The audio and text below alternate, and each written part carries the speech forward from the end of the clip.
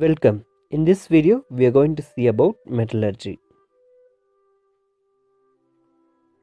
Metallurgy is nothing but it's a part of science or technology of metals. So in metallurgy, we will study about metals. In nature, metals are abundant in two forms. Either they are in native state in the sense they will not be combined with any other impurities. Very few metals only are abundant in native state. All other metals are abundant in compound form. Compound form in the sense they will be abundant like oxides, sulfur. For example, iron is abundant in the forms of iron oxide, iron sulfides, iron silicates. So these are the two forms of metals are abundant in nature. So in metallurgy, we will study the extraction of pure metals from ores. In metallurgy, we will study about the extraction of pure metals. Next, we are going to see about occurrence of metals.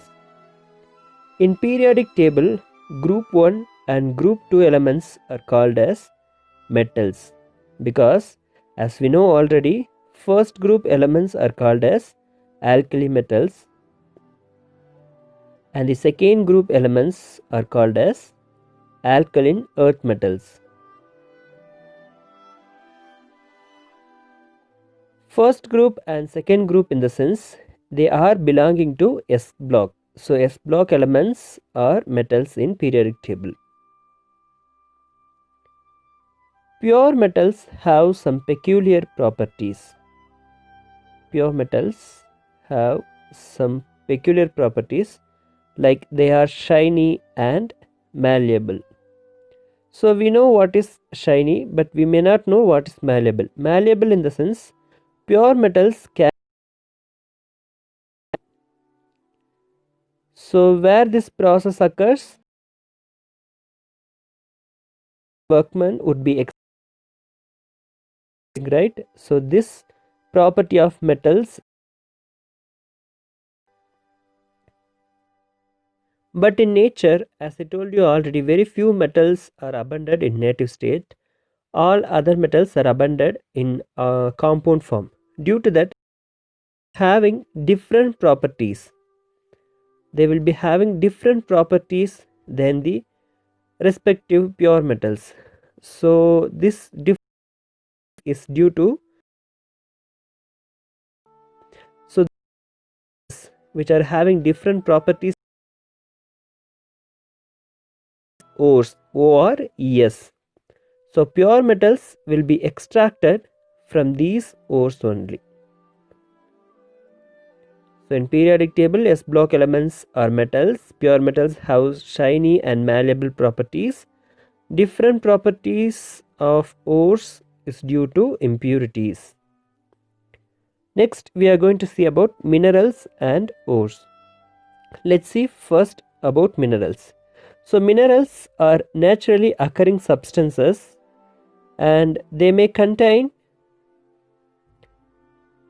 elements either in native state or in compound form.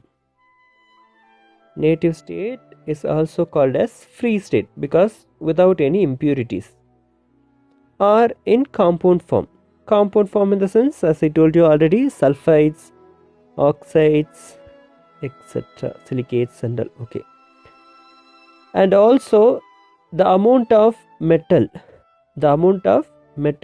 in minerals, it may small amount of metal or in reasonable percentages. So metals may be presented in small amount or in reasonable percentages. For example, 800 minerals contain iron. So what is the symbol of iron? It is Fe. So 800 minerals contain iron, but iron is being extracted from only 2 minerals. They are hematite and magnetite. So even though 800 minerals contain iron, iron is being extracted from these two minerals only, because in these two minerals only high percentage of iron is abundant. Due to that, iron is being extracted from these two ores only.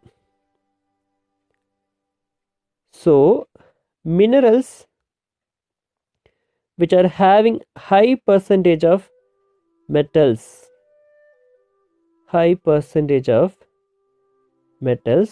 and also the extraction process should be convenient as well as economical. So minerals with high percentage of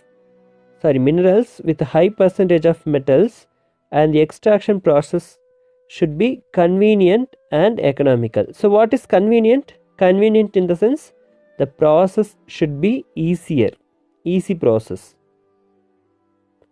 Economical in the sense the process should be low cost process. So if a mineral has high percentage of metals and the process of extraction is convenient as well as economical, then that mineral is called as ore.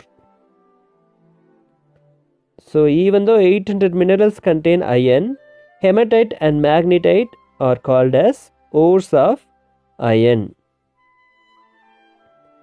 So let's see one more example. Aluminium. So what is the symbol of aluminium? Al. Aluminium is being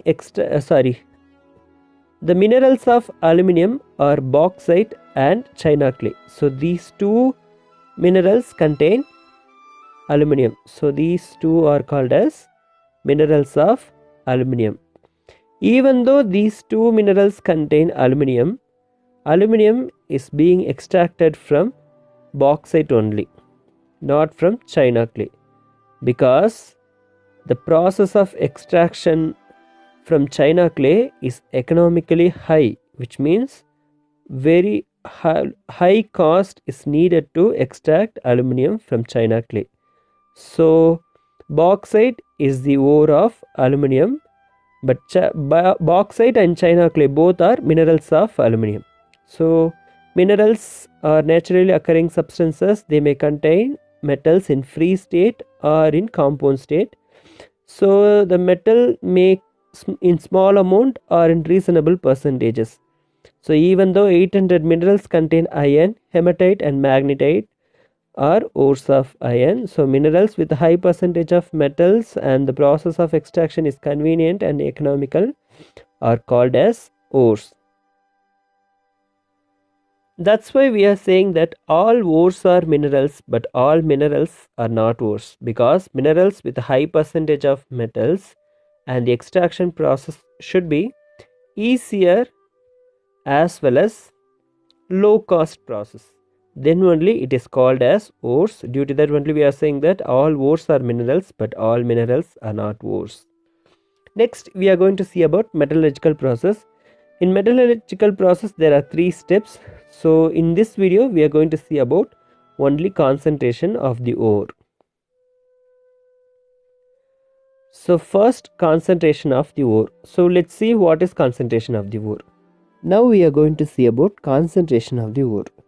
So concentration of the ore is the preliminary step in metallurgical process, because as I told you already, there are 3 steps in metallurgical process and it is the first step in metallurgical process. And metals are abundant in nature in the form of ores, so they might be abundant in undergrounds or in rocks. So due to that, they might be combined with some impurities. So those impurities may be muds or rocks. So these impurities to be removed to get pure metals.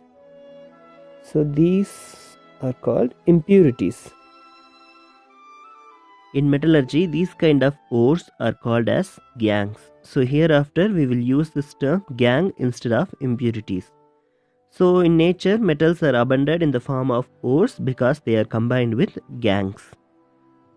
In concentration of the ore, we will study about the extraction of pure metals by removing of gangues from ores. So in concentration of the ore, we will study about the removal of gangue from ores. So there are so many methods in concentration of the ore. Let's see one by one. So first we are going to see about gravity separation or hydraulic wash. So this method is nothing but simple wash by running water. So crushed ores will be washed by running water. On account of the difference in specific gravity between ore and gangue, both of them can be separated by gravity separation method. Usually ores have high specific gravity, which means they have higher mass, and gangue have low specific gravity than the ores.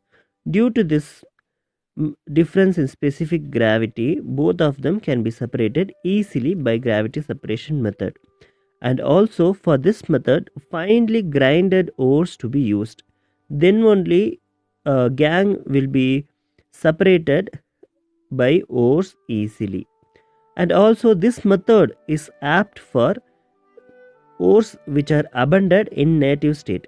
As I told you already, native state in the sense they will not be combined with any other impurities. So for example, gold, hematite, tin stone, these kind of ores can be purified by gravity separation method. So gravity separation method is nothing but it is simple washing method by running water. So ores and gangues will be separated due to the difference in specific gravity between ore and gangue. Next we are going to see about froth flotation. Froth in the sense foam. So ore will be purified from the floating foam. This method is apt for concentrate sulfides. Concentrate sulfide in the sense ores which are in the sulfide compound form. Sulfide. For example, galena. Galena is the ore of lead. Lead sulfide is called as galena, and zinc blende. Zinc blende is the ore of zinc. The chemical formula of zinc blende is ZnS. So concentrate sulfides like galena and zinc blende is apt for froth flotation method. Initially ores to be wetted by oil. So this oil should be appropriate for each and every sulfides. For this method, crushed ore initially mixed with water. So crushed ore will be mixed in water. But before that, in water, some amount of collectors should be dissolved. The function of collectors is to bind with the surface of ores, not with the surface of gangues. Then only it will be very easy to collect the ores from the floating foams. For example, sodium ethyl xanthate. So this is one type of collector which is used in froth flotation method. So crushed ore will be mixed with water. In water, some amount of collectors will be dissolved, and with materials, some amount of agents should be added. There are two types of frothing agents. First one is pine oil and the second one is eucalyptus oil. So pine oil is nothing but we usually say phenyl. That is called fine oil.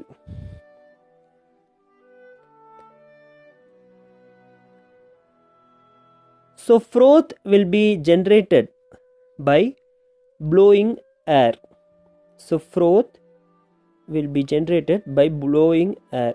When the frothing agent is mixing with water, then only the froth will be generated. So for that, air should be blown. So the froth which is obtained by blowing the air should be skimmed off and dried to get the pure ore. So froth will be containing ores because of the collectors. So the function of collector is to bind with the surface of ores. Due to that, ores will be coming to the froth, not the gangue. And also some agents are there, they are called depressing agents. For example, if in gangue also any metal sulfides may be presented, so those metal sulfides also will come to foam, no? So to avoid or to prevent metal sulfides coming to the foam, depressing agents are using in froth flotation. So sodium cyanide and sodium carbonate are using as a depressing agents in froth flotation method. Sodium carbonate. So these two chemicals are using as a depressing agent. Depressing agents is to prevent metal sulfides coming to the froth.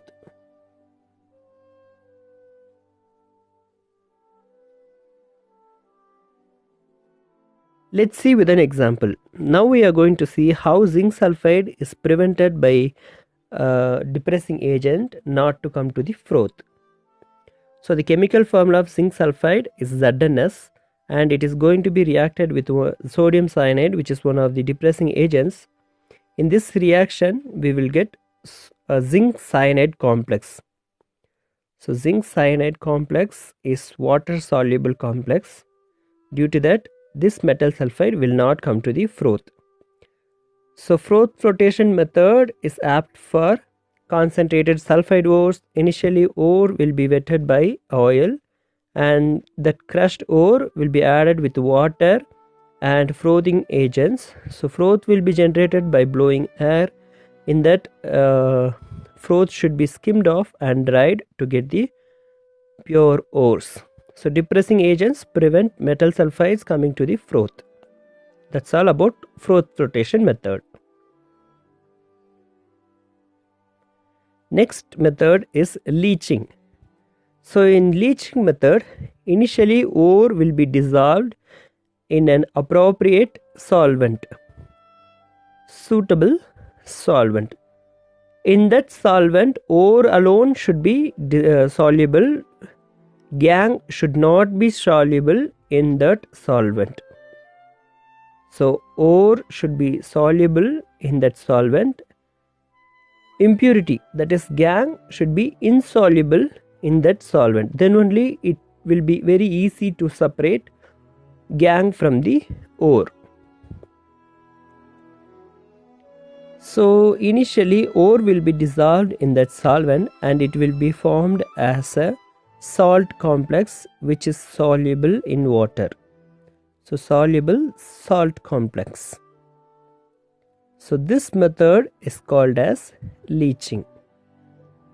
So leaching is nothing but ore will be dissolved in an appropriate solvent. In that solvent, the gangue should not be soluble, it should be insoluble.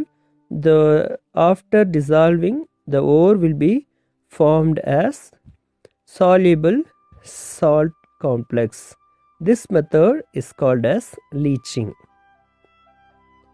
So first type of leaching is cyanide leaching. So in cyanide leaching, crushed ore will be treated with aerated dilute solution of sodium cyanide. So we may not know what is aerated. Aerated in the sense, aerated means being charged of carbon dioxide. So which is nothing but in cool drinks and all, brisk effervescence will occur while opening the bottle, because in those cool drinks carbon dioxide will be charged. So those type of liquids are called as aerated solutions. So initially crushed ore will be treated with aerated dilute solution of sodium cyanide. Let's see with an example. So for example, gold. gold will be treated with sodium cyanide.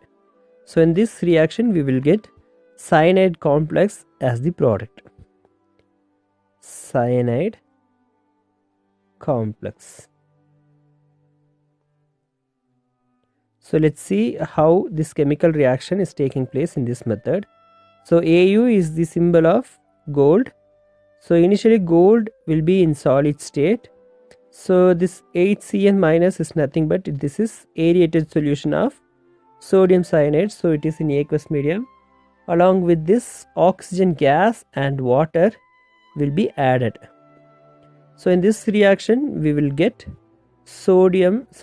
gold cyanide complex. So we will get gold cyanide complex. Initially gold was in solid state. Now it is in aqueous medium, in the sense it is dissolved. So along with this 4OH minus we will get. So this is gold is reacting with sodium cyanide. In this reaction we will get cyanide complex. So cyanide leaching is nothing but, in this method, crushed ore will be treated with aerated dilute solution of sodium cyanide. So in this reaction we will get cyanide complex as the product. And in this method the gangue, which means the impurity, is aluminosilicate. So the impurity, that is gangue, is aluminosilicate. Aluminosilicate is insoluble in sodium cyanide. Due to that, this gangue can be separated easily. Insoluble in sodium cyanide. Due to that, it can be separated easily. So the insoluble aluminosilicate gangue can be separated easily.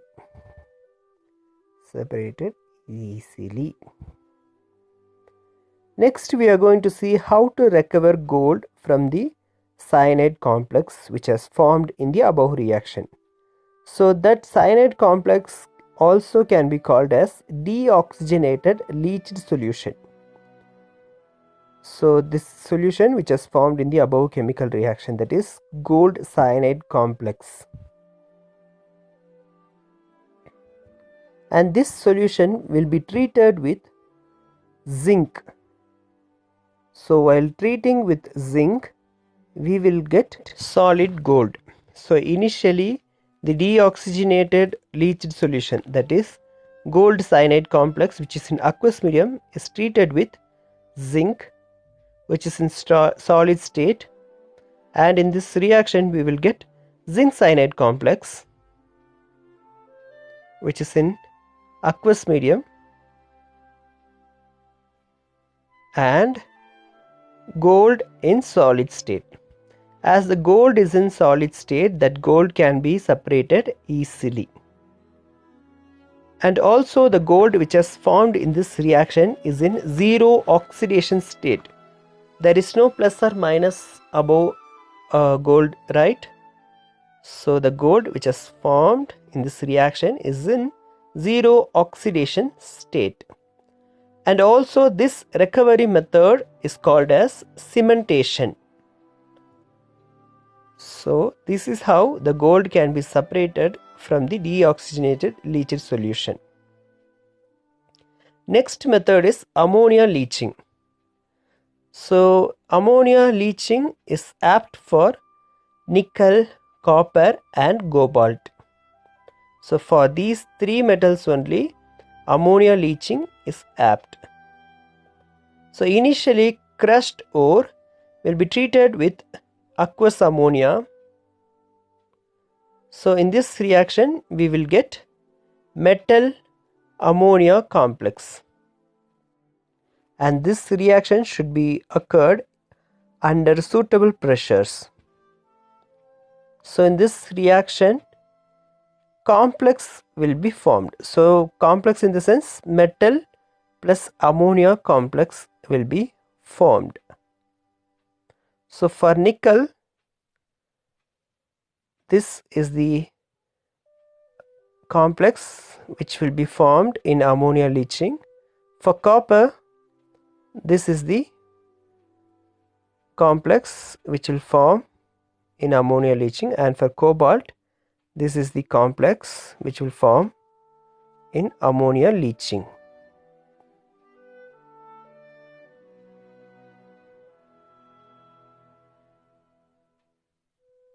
So in this reaction, in this method, Gang is iron 3 oxides or iron 3 hydroxides, and alumino silicates.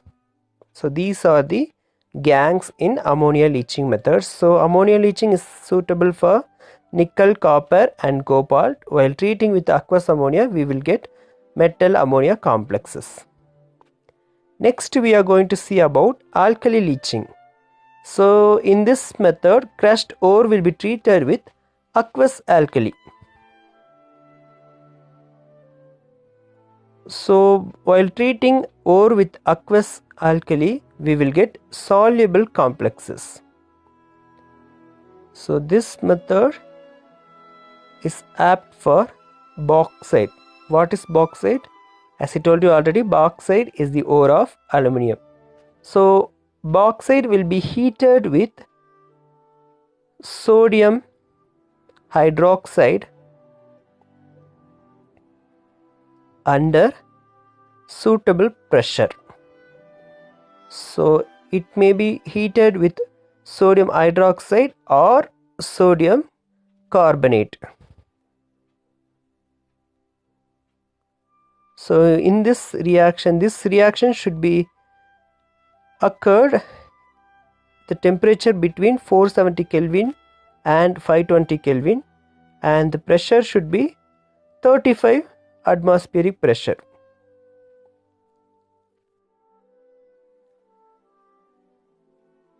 In this reaction, the product which we will get is soluble sodium meta-aluminate.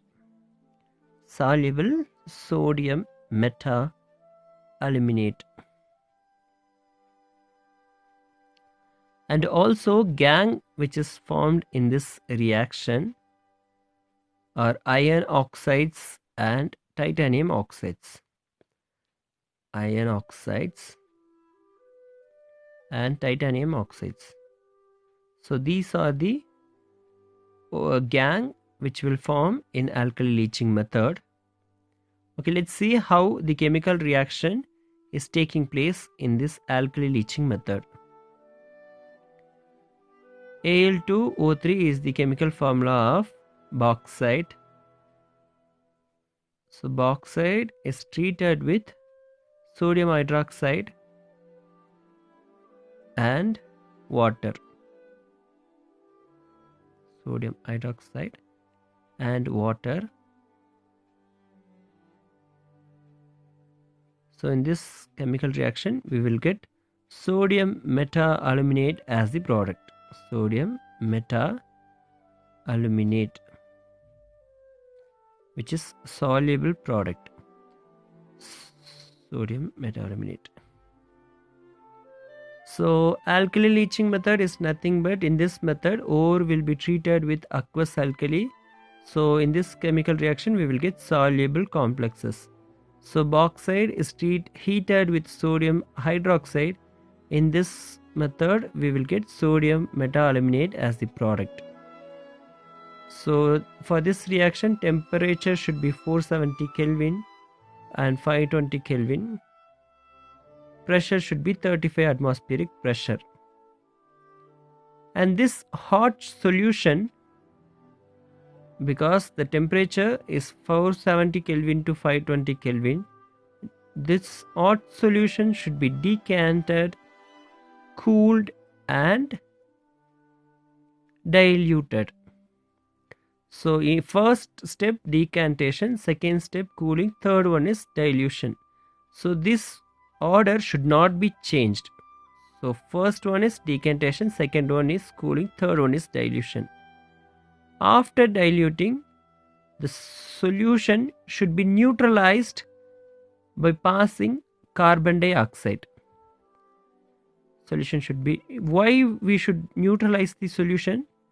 Because sodium hydroxide is base, so that the product, the sodium metaluminate, which will be in basic medium, so it is alkali. Due to that, the product will be in alkali medium. So for neutralizing, we should pass carbon dioxide, then only it will be neutralized, because the product initially will be in basic medium. So the solution which is neutralized by passing carbon dioxide is called as hydrated Al2O3 or hydrated bauxite. Next we are going to see about acid leaching. Acid leaching is apt for sulfide ores. For example, zinc sulfide, lead sulfide. So acid leaching is apt for sulfide ores. So in acid leaching, sulfide ores will be treated with aqueous sulfuric acid. Okay, let's see with chemical reaction. Then only you can understand easily. So zinc sulfide will be treated with sulfuric acid, that is H2SO4. So along with oxygen gas, we will get zinc sulfate and sulfur water. This is zinc sulfide, which is reacting with aqueous sulfuric acid, and the product which we got is zinc sulfate, sulfur and water. So in this method we got initially in this method insoluble sulfide is converted into soluble sulfates. So in acid leaching, insoluble sulfide is converted into soluble sulfates. The last method that we are going to see is magnetic separation. So magnetic separation is apt for ferromagnetic ores, and also substances with different magnetic properties can be separated by magnetic separation method. Different magnetic property substances. For example, magnetic, non-magnetic.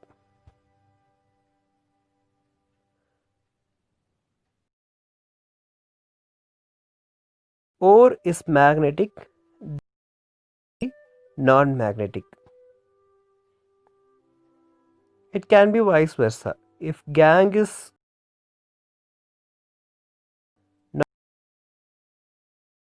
can be separated easily by magnetic separation method.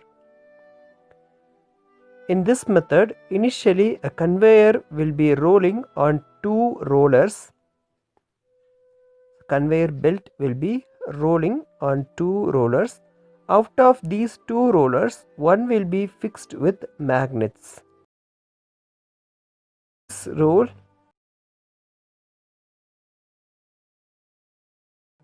without magnet, and this roll with belt, which is rolling on the there will be a hopper, and through this hopper ore can be put on the conveyor belt. So initially ore which is mixed with gangue will be added through this hopper. When the ore comes to the conveyor belt, it will be going near to the roll with magnet. So due to the attraction force between magnetic and non-magnetic and substances will be separated. magnetic property substance. So non-magnetic property, The substance non-magnetic which is magnet substance will be separated will be from the collected in the first non-magnetic box. substance. So in the first box, non-magnetic substance, Magnetic it may be gang or substance ore will be collected. in The the second one, magnetic substance. So in the it may be first one, ore or gang will be ore or collected. gang, which is magnetic, non-magnetic will be this is collected. In the second one, magnetic ore or separation gang, method, which is used to separate magnetic and non-magnetic substances. So this method is called as magnetic separation. Thank you for watching. We'll see you in the next video.